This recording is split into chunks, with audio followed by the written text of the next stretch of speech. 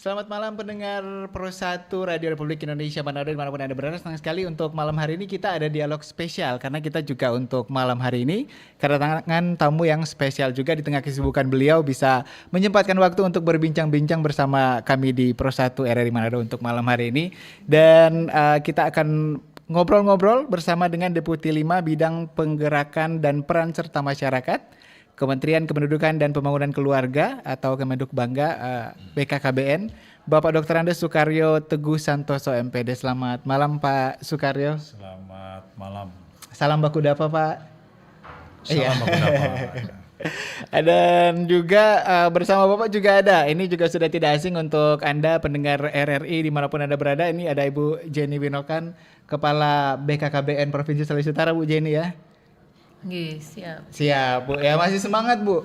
Pasti semangat, ya. Karena kalau saya lihat tadi dari pagi-pagi sudah di Minahasa Selatan, kemudian lanjut lagi banyak kegiatan, akhirnya sore bisa mampir ke RRI Manado ya. Dalam rangka Harganas ini Pak Sukaryo dan juga Ibu Jenny. Sebelum ke Pak Sukaryo, Bu Jenny, kenapa kalau untuk Sulawesi Utara dipilih di Amurang Bu? Kalau tidak salah tiap tahun dipilih di kabupaten kota kan Bu ya? Iya. Prinsipnya ini kita dalam rangkaian Hari Keluarga Nasional, kita membuat semacam kirab sebagaimana amanat dari Kemenduk Bangga BKKBN Republik Indonesia. Jadi kita menentukan satu titik, dan satu titik itu perbatasan dengan Gorontalo, mulai dari Kabupaten Bulamongondo Selatan, kemudian seluruh IPKB dan dinas itu bergabung di Bolmong, lanjut juga bergabung dengan Kota Mobagu, dan tentunya startnya itu untuk finish pertama itu mereka berkumpul di Minahasa Selatan. Jadi ibu kotanya di situ. Sambil kita juga mengunjungi masyarakat yang masuk sasaran keluarga risiko stunting dalam program Gerakan Orang Tua Asuh Cegah Stunting, dan bagaimana juga kepedulian IPKB untuk melihat masyarakat dengan hunian rumah yang tidak layak. Nah, disitulah kami mengambil semacam maskotnya sehingga dikatakan bisa dilakukan di Amurang begitu. Ya. Pak Sukaryo juga ikut kira Pak tadi Pak? Iya, ikut tuh, luar biasa. Berarti dari ujung selatan Sulawesi Utara tadi ya, berarti ya sampai ke Manado sudah lihat-lihat ini Pak. Ya, lihat-lihat alam Sulawesi Utara, Minahasa Utara juga kemarin, Minahasa Selatan. Oke, berarti sudah Luar sempat biasa jalan-jalan negara Pak, kita ya. ya. Kalau kuliner Pak, sudah coba kuliner apa nih Pak di Sulawesi Utara? Ibu Jenny ajak kemana nih Pak? Keliling-keliling juga. Sudah banyak berarti ya. Nah ini juga mungkin pendengar kami di Manado ingin juga lebih tahu sebenarnya terkait dengan bidangnya Pak Sukaryo ini nih, Deputi 5 Bidang Penggerakan dan Peran Serta Masyarakat di Kemenduk Bangga. Seperti apa Pak? Sebenarnya untuk perannya di dalam bernegara, dalam masyarakat itu apa Pak? Ya, kalau berbicara tentang apa yang dilakukan ya, tugas-tugas kependudukan, pembangunan keluarga gitu, khususnya yang diampu oleh kedeputian kami gitu ya. Ini Deputi 5 di bidang penggerakan dan peran serta masyarakat. Jadi kalau kita ilustrasikan kementerian kita ini, kependudukan, pembangunan keluarga, BKKBN itu sebagai sebuah rumah ya. Kalau kita bicara rumah berarti ada atap, ada dinding, ada pilar, ada lantai, dan ada juga pagarnya kan gitu ya. Nah, atapnya itu apa? Atap adalah tujuan besar kita. Tujuan besar daripada Kementerian Kependudukan itu adalah mewujudkan kependudukan yang tumbuh seimbang. Jadi bagaimana masyarakat ini memiliki kepedulian yang tinggi terhadap isu-isu kependudukan dan keluarga berkualitas. Itu visi besarnya. Dan visi besar kementerian kita ini sebenarnya adalah untuk apa? Untuk mendukung visi besar negara kita. Kita ingin Indonesia Emas 2045 gitu. Nah, atap ini bisa berdiri dengan baik, bisa mengayomi dengan baik, perlu kan rumah itu diberikan ada semacam pilar-pilarnya gitu, soko gurunya. Anggap saja ada 3 pilar yang kuat gitu ya. Yang pertama adalah bidang KB dan kesehatan produksi. Ini ada kedeputian tentang KB kesehatan produksi.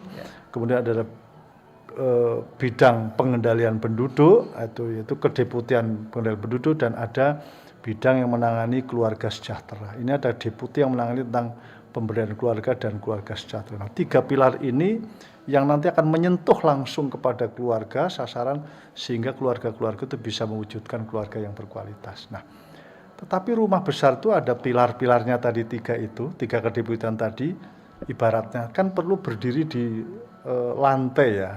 Di Ada landasannya. ada landasannya yang harus kokoh. Nah, landasan itulah kedeputian kami.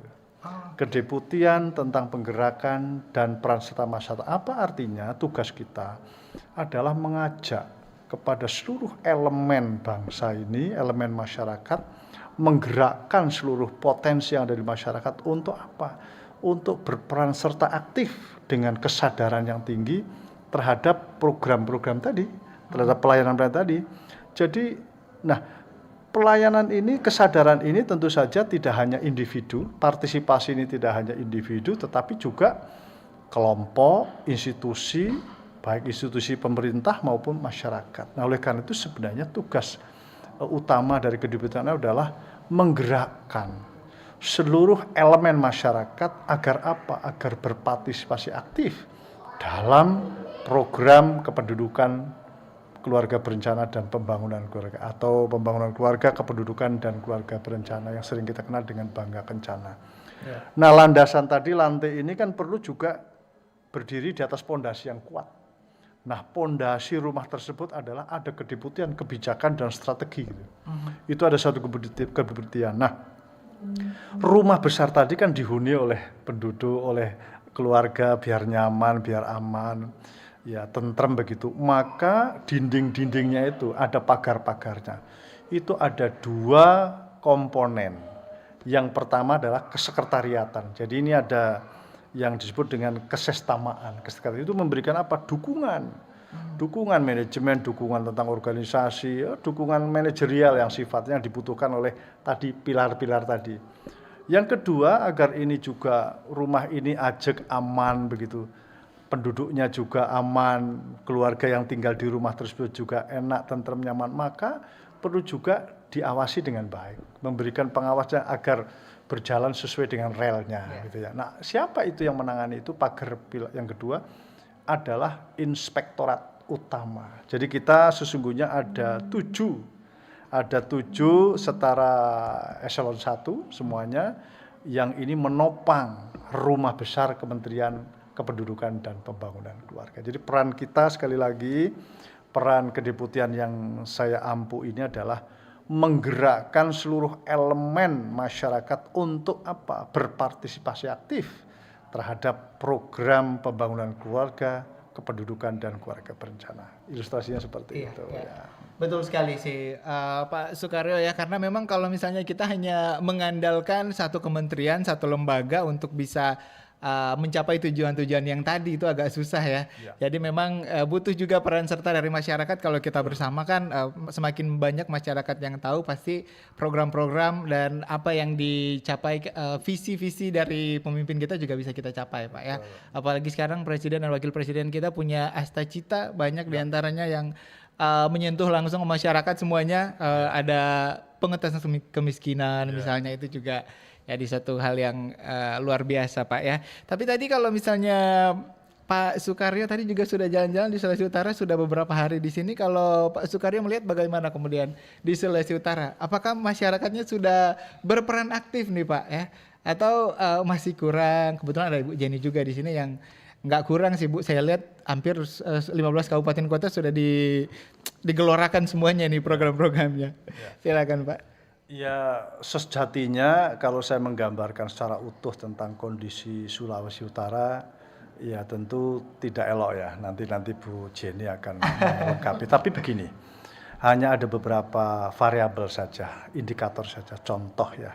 Kesertaan ber-KB itu kan bentuk partisipasi keluarga terhadap program KB. Nah, kesertaan ber-KB di Sulawesi Utara itu sudah saya kira di atas rata-rata ya.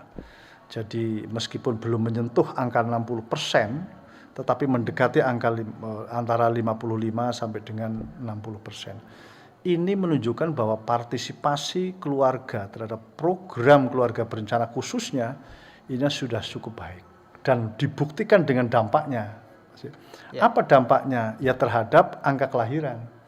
Jadi Sulawesi Utara itu setiap keluarga atau setiap perempuan ya, dalam hal ini ya, melahirkan itu rata-rata 2,1. 2,1 anak, Pak. 2,1 itu artinya apa? Keluarga Sulawesi Utara kalau dilihat di lapangan begitu rata-rata hanya punya anak 2 begitu. Ya. Ini sesuatu yang luar biasa. Jadi kesadaran keluarga Sulawesi Utara ini terhadap program keluarga berencana sudah mendarah daging. Sehingga cukup anaknya 2 tetapi bahagia dan sejahtera. Itu 2 ukuran itu. Belum lagi kalau kita lihat partisipasi berikutnya, keberadaan para kader, tim pendamping keluarga, kader-kader, relawan-relawan. Setiap desa, setiap RW, saya rasa di Sulawesi Utara punyalah kader-kader KB yang selama ini ya memberikan edukasi kepada keluarga, pendampingan, juga melakukan pendataan, bahkan membantu pasangan usia subur kalau mau mendapatkan pelayanan kontrasepsi dan lain sebagainya. Jadi saya kira dari 3 hal itu saya bisa menggambarkan bahwa partisipasi masyarakat dan keluarga ya Sulawesi Utara ini terhadap program pembangunan keluarga, kependudukan dan keluarga berencana, Mas Tif, saya katakan sudah sangat baik begitu sama. Tinggal dipelihara dengan baik ke depan. Oke, baik ya. Nah, kalau kita ke Bu Jenny nih ya, yang sudah beberapa bulan juga di Sulawesi Utara. Kalau Ibu Jenny melihat potensi dan juga tantangan nih masyarakat Sulawesi Utara untuk ikut berpartisipasi aktif untuk mendukung kegiatan-kegiatan atau program dari BKKBN seperti apa, Bu Jenny? Ya, tentunya kita melihat juga ya tenaga tim pendamping keluarga yang sering mendampingi keluarga setiap saat itu dan dipantau oleh penyuluh KB itu berjalan sesuai harapan. Dan dengan adanya jumlah tim pendamping keluarga sebesar 7.044 diikuti juga dengan anggota PKB PLKB sebesar 234, saya rasa kolaborasi yang cukup kuat. Tinggal bagaimana kita mensinergiskan lebih tajam lagi program-program yang sudah mandatkan ke setiap kabupaten kota, dan tentunya ini juga menjadi suatu bentuk keberhasilan manakala juga ditunjang dengan BOKB atau dana operasional bidang keluarga berencana. Dan di dalam kegiatan-kegiatan tersebut sangat mendukung semua program Bangga Kencana, bahkan juga dalam rangka menurunkan angka stunting di Provinsi Sulawesi Utara. Dan tentunya ini juga kami memberikan apresiasi yang sangat tinggi kepada pemerintah Provinsi Sulawesi Utara yang luar biasa memberikan penggerakan bahkan mendukung setiap program-program kita yang diikuti juga oleh pemerintah daerah yang ada di 15 kabupaten kota. Seperti itu. Oke, baik. Nah, ini juga Pak Sukaryo ini terkait dengan geografi Sulawesi Utara, kan ini selain ada yang di Pulau Sulawesi, ada juga ini di bagian kepulauan ya. Di Nusa Utara ada Sitaro, Kabupaten Kepulauan Talaut juga, Sangihe. Nah, ini kan tentu pendekatannya akan berbeda nih Pak ya dengan kita yang ada di Pulau Sulawesi yang dari segi infrastruktur itu pastinya lebih maju lah dari teman-teman atau keluarga kita yang ada di daerah kepulauan. Kalau BKKBN bagaimana Pak untuk bisa menggandeng mereka Pak, terutama untuk masyarakat di sana agar bisa juga ikut berperan dalam mendukung ataupun juga membantu program-program BKKBN ini Pak? Iya, prinsipnya bahwa pelayanan program Bangga Kencana ini secara inklusif. Jadi tidak boleh ada yang tertinggal dimanapun berada mereka ini. Nah, di kepulauan sendiri sebenarnya itu kan realita. Negara kita memang negara kepulauan. Yeah. Nah, tetapi dalam hal ini kalau kita lihat tidak ada kesenjangan yang signifikan lah gitu antara kesetaraan ber-KB di wilayah kepulauan dengan yang bukan kepulauan. Artinya apa ini? Bahwa keterpaparan informasi, edukasi tentang program Bangga Kencana, KB di dalamnya gitu ya, sebenarnya juga sudah dilakukan secara masif oleh kader-kader kita yang ada memang di pulau-pulau tersebut. Karena apa? Karena kader ini kan diambil oleh atau dari begitu penduduk setempat sehingga memahami budaya. Nah, setiap saat para PLKB ini meskipun tidak tiap hari begitu, karena keterbatasan tenaga begitu, tetapi setiap saat PLKB ini berkunjung dan memberikan edukasi kepada kader-kader sehingga kader itu yang bergerak satu. Yang kedua, sekarang ini kan teknologi informasi begitu canggih begitu ya. Jadi komunikasi yang dilakukan, istilahnya kalau bahasa kita ada KIE gitu ya, komunikasi informasi edukasi yang dilakukan tidak hanya face to face melalui pertemuan fisik, tetapi juga dengan cara-cara teknologi sekarang, melalui radio, melalui TV yang ada barangkali juga, dan melalui media gadget yang dimiliki. Saya kira ini menjadi sangat efektif, dan untuk sekarang ini saya kira wilayah Nusantara kalaupun ada yang blank spot ya wilayah tertentu saja. Tapi secara umum bahwa perbedaan antara daratan pulauan ini dalam konteks program Bank Kencana dikelola dengan baik, meskipun ada ya kekurangan-kekurangan itu pasti ada ya, karena memang untuk menjangkau sebuah wilayah tertentu perlu effort yang cukup tinggi. Tetapi untuk pelayanan program Bangga Kencana, program KB khususnya, ini Bukaper ini kan dulu pernah menggarap wilayah kepulauan, kolaborasi dengan TNI Angkatan Laut, ya berkunjung ke sana, memberikan pelayanan-pelayanan wilayah terpencil, terluar, dan juga wilayah kepulauan dan sebagainya. Jadi kita berkolaborasi ya dengan mitranya, tidak hanya BKKBN, tetapi mitra-mitra yang lain. Oke, jadi tetap harus menggandeng mitra yang lain ya, Pak Soekaryo ya. Ya, kalau Ibu Jenny juga di Sulawesi Utara juga sudah menggandeng mitra-mitra yang lain, Bu? Ya, karena itu merupakan kewajiban kami. Apalah kalau kami sendiri tanpa dengan kemitraan lintas sektor terkait, karena titik kuncinya juga dari mereka. Dengan terbangunnya kolaborasi yang secara pentahelix, maka kita mampu dapat mencapai target-target yang sudah di breakdown sampai di tingkat kabupaten kota, seperti itu. Oke, baik ya. Dan ini juga yang penting, berarti juga BKKBN ini juga menggandeng tokoh-tokoh masyarakat, tokoh agama juga ya, untuk bisa memberikan edukasi kepada masyarakat ya, berarti ya. Karena itu memang harus kita lakukan ya.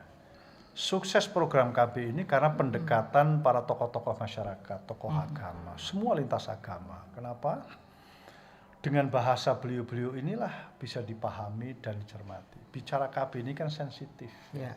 Semua agama punya kalimatnya masing-masing, maka pendekatan terhadap tokoh-tokoh agama, ulama, para pendeta di gereja, dan tokoh-tokoh agama lainnya ini selama ini memberikan dukungan yang baik, sehingga di negara kita ini, di Indonesia sekarang ini, tidak urusan KB terkait dengan agama itu selesai. Artinya selesai, tidak ada hambatan terkait dengan pandangan-pandangan agama tentang program keluarga berencana. Sama-sama sepakat bahwa program KB ini tujuannya adalah untuk mewujudkan keluarga yang bahagia dan sejahtera. Saya kira semua agama kan mengajarkan itu, dan tinggal kita pelihara sekali lagi, tinggal kita pelihara dengan baik. Oke, baik ya. Seperti yang disampaikan Pak Soekaryo tadi ya, karena kita kan beragam juga, bineka, jadi memang perlu pendekatan yang berbeda juga, Bu Jenny ya. Dan kalau kita melihat nih di Sulawesi Utara, karena tadi Pak Soekaryo juga sudah jalan-jalan, sudah beberapa hari di Sulawesi Utara. Ini kalau melihat bagaimana, kalau di Sulawesi Utara apakah ada program atau kampanye daerah yang mungkin bisa menjadi contoh di nasional ini Pak, atau yang sangat berhasil dilakukan oleh Ibu Jenny dan teman-teman di BKKBN? Ya, sekarang ini beberapa prestasi sebenarnya nanti ditambahkanlah oleh Bukaper. Tapi dari kacamata pusat, Sulawesi Utara ini juga banyak prestasi yang sudah diraih, dan ke depan juga ada hal-hal yang perlu dicontoh ya. Saya katakan misalnya pengelolaan kampung keluarga berkualitas. Ini juga di tingkat regional ini Sulawesi Utara juga punya prestasi yang baik. Ini penting. Yang ke depan ini bahkan ada program Tamasya ya. Program Taman Anak Sejahtera, Taman Asuh, yang bentuknya yang bagaimana memberikan dukungan terhadap keluarga-keluarga agar ya kalaupun keluarga ini bekerja gitu, anaknya nggak keleleran gitu. Anaknya ada yang mengasuh, dititipkan di daycare-nya. Dan Sulawesi Utara itu sudah punya reputasi, sejarah yang cukup bagus di dalam melaksanakan program Tamasya. Ini program Tamasya ini bukan Tamasya jalan-jalan ya. Taman Anak, Taman Asuh, Sayang Anak. Ya, ini salah satu dari quick win lah ya. Jadi program jangka pendek, cepat dan terpilih dari Pak Menteri gitu ya, Kementerian kita, Kementerian Keluarga tahun ini. Dan dari hasil evaluasi sementara ini kelihatannya Sulawesi Utara masuk nominasi. Dan ini kan sesuatu yang menurut saya program baru, tapi internalisasi, kelembagaannya, institusionalisasinya juga sudah sangat bagus. Nanti Bu Kaper ini bisa menceritakan banyak program lagi. Iya. Kira-kira apa nih Bu yang masyarakat Sulawesi Utara pendengar RRI perlu tahu juga ini Bu? Iya, terima kasih. Benar yang disampaikan oleh Pak Deputi bahwa memang Taman Asuh Sayang Anak Sulawesi Utara terpilih dari 34 provinsi, ada 6 provinsi, salah satunya Sulawesi Utara itu menjadi pilot project kita, dan tentunya ini menjadi juga barometer dari setiap provinsi. Maka dari itu kami semakin membenah diri, memperlengkapi, memberikan akses juga kepada seluruh kabupaten kota, terutama juga bagaimana indikator-indikator penilaian ini betul-betul dapat ditanggapi dengan benar. Kemudian juga program Sidaya, kita juga masuk pilot project nasional, dan ini juga dilihat di mana orang tua lanjut usia yang ada di Sulawesi Utara itu sangat besar ya dibanding dengan provinsi lain, sekitar 5 besar. Nah, oleh karena itu program-program Sidaya melalui Bina Keluarga Lansia dan juga Sekolah Lansia Tangguh betul-betul dilihat berjalan dengan baik, dan begitu juga semua indikator penilaian kita bisa penuhi, dan tentunya kita juga membuka akses bukan hanya di sekolah-sekolah di bawah BKL tetapi juga seperti PWRI, dan tentunya ini ada planning-planning ke depan untuk melaksanakan program sekolah lansia, jadi melalui program Sidaya seperti itu. Jelaskan Sidaya, juga ya Sidaya ini apa nih? Ya baik, Sidaya itu adalah program lansia berdaya. Oh, lansia berdaya. Ya, lansia berdaya dengan memberikan pemahaman kepada orang tua, di mana itu juga merupakan salah satu quick win Kemenduk Bangga melalui 7 dimensi lansia tangguh yang kemarin kita bisa itu ya live melalui Sidaya ya, sudah dijelaskan, dan ini sangat diminati oleh orang tua lanjut usia karena di situ mereka berkumpul satu komunitas mendapatkan informasi, kemudian keterampilan hidup di masa tua, begitu juga bagaimana mereka bisa silaturahmi antar satu komunitas, dan juga bagaimana mereka memahami kesehatan yang prima ketika diperhadapkan dengan usia yang lanjut. Nah, tentunya kita menghadirkan pengajar-pengajar terlatih, pengajar profesional di bidang tersebut, dan syukur alhamdulillah puji Tuhan Sulawesi Utara terpilih sebagai pilot project seperti itu. Luar biasa berarti. Ya, silakan Pak. Ini program Sidaya itu program yang saya kira ini sangat strategis dalam perspektif kependudukan. Penduduk Indonesia ini sudah di atas 10% usia lanjut. Nah, suatu wilayah di mana penduduknya yang di atas sudah mencapai di atas 10%, ini sudah memasuki tanda-tanda wilayah tersebut itu menua gitu ya. Nah, tantangan apa? Kenapa harus diperhatikan betul? Karena penduduk-penduduk lansia ini penduduk-penduduk yang memang pada umumnya secara fisik sudah lemah, kesehatannya juga menurun, termasuk kesejahteraannya.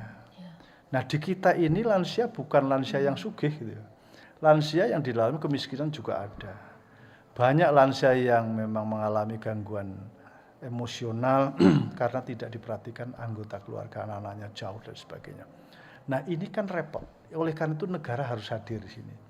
Nah, oleh karena itu kementerian kita punya program Sidaya tadi untuk menjadikan agar bolehlah penduduk-penduduk ini menua tapi tetap sehat, meskipun produktif tidak dalam konteks ekonomi, tapi bisa mengisi waktu luangnya secara produktif ya olahraga.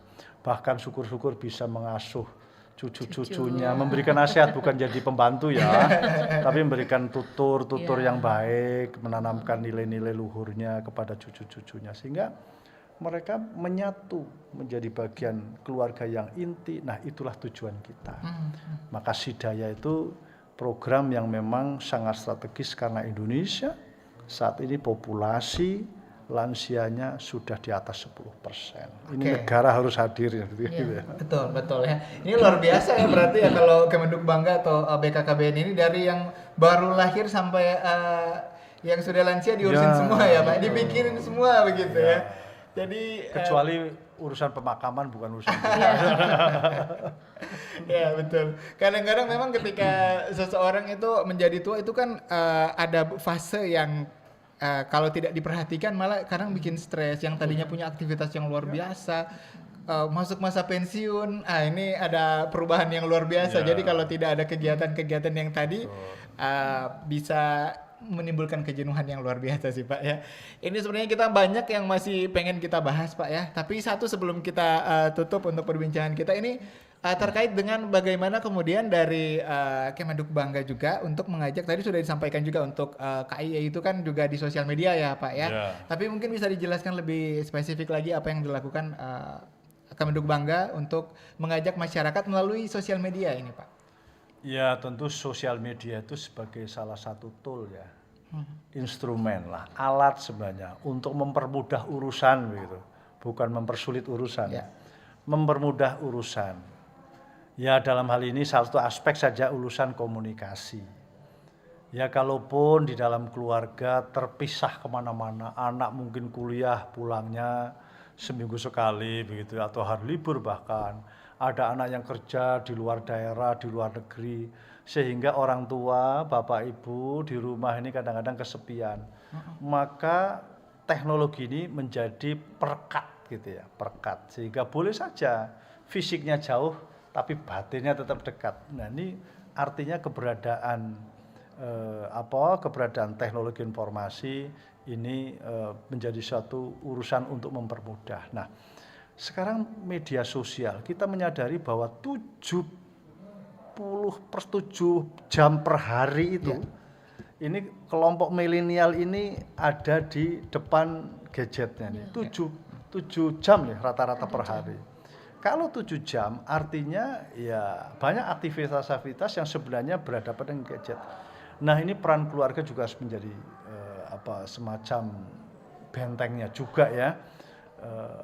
Perlunya orang tua memberikan contoh yang baik gitu ya, bahwa pada saat kumpul misalnya ya wujudnya bisa jadi kalau makan ya nggak usah pegang HP lah.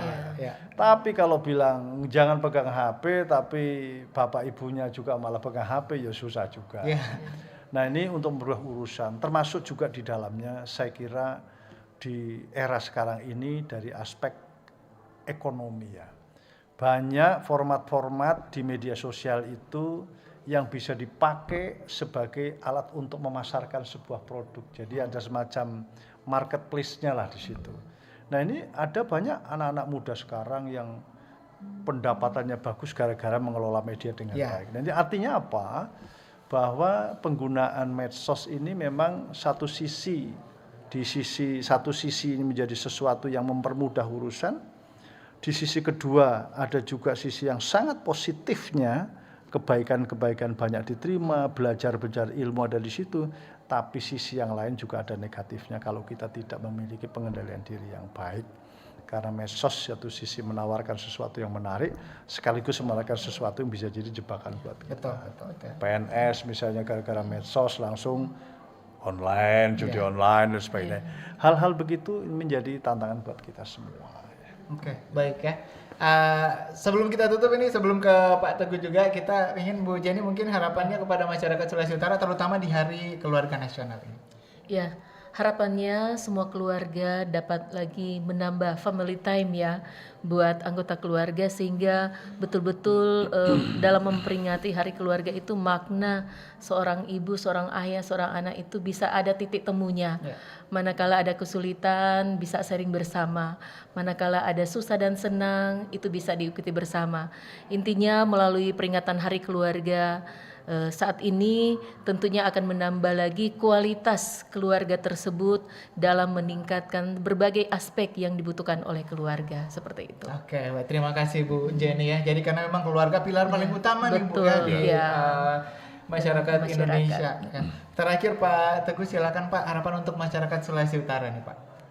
Ya tentu masyarakat atau keluarga ya yang tinggal di Sulawesi Utara ini yang selama ini sudah melaksanakan atau menerima dan mengamalkan program keluarga berencana ini, program pembangunan kependudukan, keluarga, kependudukan dan keluarga dengan baik itu dipertahankan dengan baik.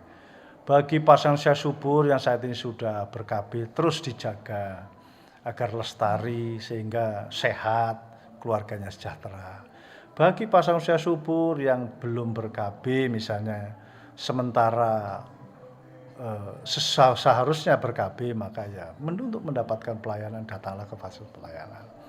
Tidak hanya itu, bahwa sebenarnya program BKKBN Kementerian kita tuh menawarkan bukan hanya kontrasepsi, tetapi banyak daripada itu. Misalnya bagaimana belajar mengasuh balita yang baik, kemudian belajar bagaimana komunikasi dengan remaja yang baik, mengasuh anggota keluarga yang masih dengan baik, itu ikuti semua dan sebagainya.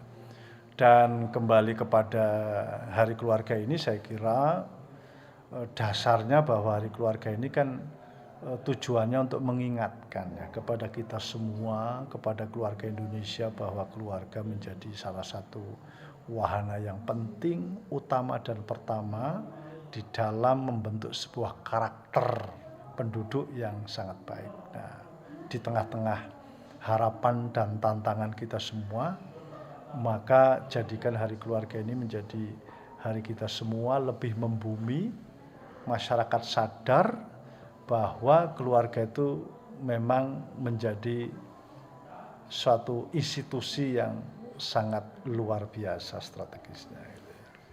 Baik, terima kasih Pak Deputi 5 Bidang Penggerakan dan Peran Serta Masyarakat Kementerian Kependudukan dan Pembangunan Keluarga, Bapak Dr. Andes Sukaryo Teguh Santoso MPD. Terima kasih Pak sudah berkunjung ke RRI Manado dan juga ke Bumi Nyur Melamba ya. Terima kasih juga Ibu Jenny Winokan ya, Kepala BKKBN Sulawesi Utara juga. Mudah-mudahan makin sukses untuk program-programnya Bapak Ibu ya. Amin. Dan masyarakat juga, Anda pendengar dan juga yang mungkin menyaksikan siaran kami untuk malam hari ini, itu juga bisa ikut berperan aktif bersama dengan lembaga-lembaga kementerian dan juga semuanya lah ya, untuk mendukung program-program pemerintah. Semua program yang baik-baik, kalau kata Pak Teguh tadi, di sosial media itu banyak konten positif dan negatif. Mari kita sama-sama menebarkan yang positif-positif Pak ya. Dan selamat Hari Keluarga Nasional juga untuk seluruh keluarga di Indonesia. Saya Steve Kolibu mewakili seluruh kerabat kerja yang bertugas dan juga penanggung jawab Bapak Kepala LPP RRI Manado juga, dan seluruh tim teknik juga yang bertugas. Terima kasih, sampai jumpa dan tetap bersama kami di Pro 1, kanal informasi dan inspirasi. Selamat malam. Bersatulah